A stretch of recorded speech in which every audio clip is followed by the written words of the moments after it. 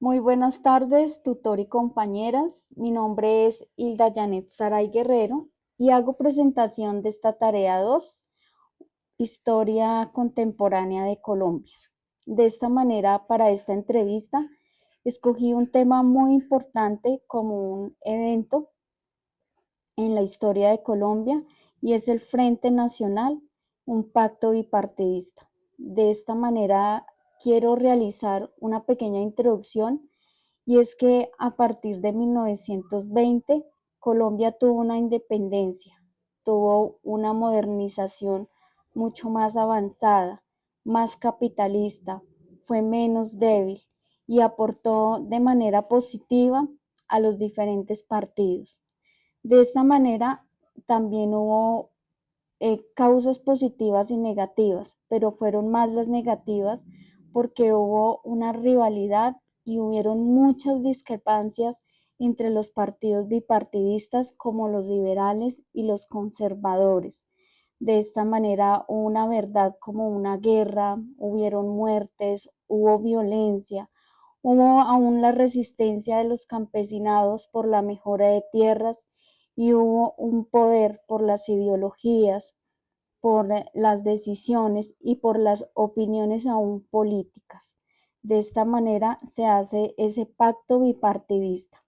Y en esta entrevista tenemos a una persona muy importante, quien es Lady Aroca, administradora de empresas. Lady Aroca, ¿cómo estás? Eh, de esta manera quiero hacerte una pregunta y es, ¿qué ocurrió en ese pacto bipartidista? Buen día, Hilda. Muchas gracias por la invitación. El Frente Nacional fue un acuerdo político entre liberales y conservadores firmado en 1957 para poner fin a más de una década de violencia bipartidista.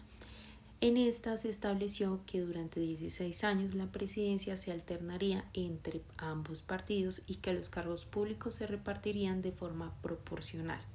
Esto empezó en 1958 con Alberto Lleras Camargo y desde entonces liberales y conservadores se fueron turnando la presidencia. En pocas palabras, esto fue un mecanismo para frenar la violencia y darle estabilidad política a nuestro país. Bueno, Lady, de esa manera quisiera hacerte otra pregunta. ¿Cuál fue la importancia que tuvo el pacto bipartidista?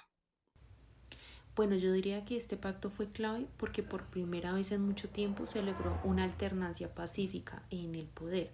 Eso ayudó a que bajara la violencia entre liberales y conservadores y abrió un respiro, un periodo de estabilidad política que el país necesitaba con urgencia. Además, durante esos años, Colombia empezó a modernizarse. ¿Cómo se modernizó? Se hicieron inversiones importantes en infraestructura, en educación, en salud y además se fortalecieron varias instituciones. En este caso fue un intento serio de sentar las bases para una democracia mucho más ordenada y menos violenta, lo cual ayudó bastante al país. Para finalizar, me gustaría que me contaras cuáles fueron las consecuencias positivas y negativas dentro del pacto bipartidista y, y cómo influyó en la salud mental de la población colombiana. Bueno, desde aquí quiero mencionar que las consecuencias del Frente Nacional, desde mi opinión, creo que fueron mixtas. Por un lado, fue positivo porque la gente pudo vivir con menos miedo que en los años anteriores y eso fue un alivio porque el trauma colectivo que había dejado la violencia bipartidista generó mucho caos en cierto modo. Pero también es cierto que al mismo tiempo limitar el poder solo a liberales y conservadores se dejó por fuera a muchos sectores sociales y políticos y esto generó inconformidades y nuevas formas de resistencia, sobre todo en candidatos y movimientos estudiantiles y campesinos. En cuanto a los medios de comunicación, ellos empezaron a jugar un papel importante porque ellos ayudaron a explicar el pacto, pero también empezaron a dar a voz a quienes lo criticaban.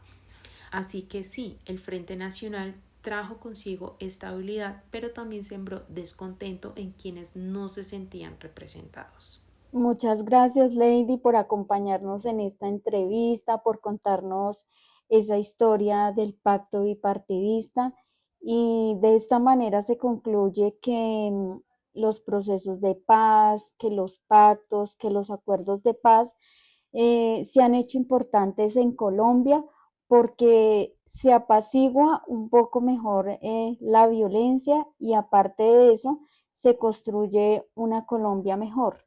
Muchas gracias.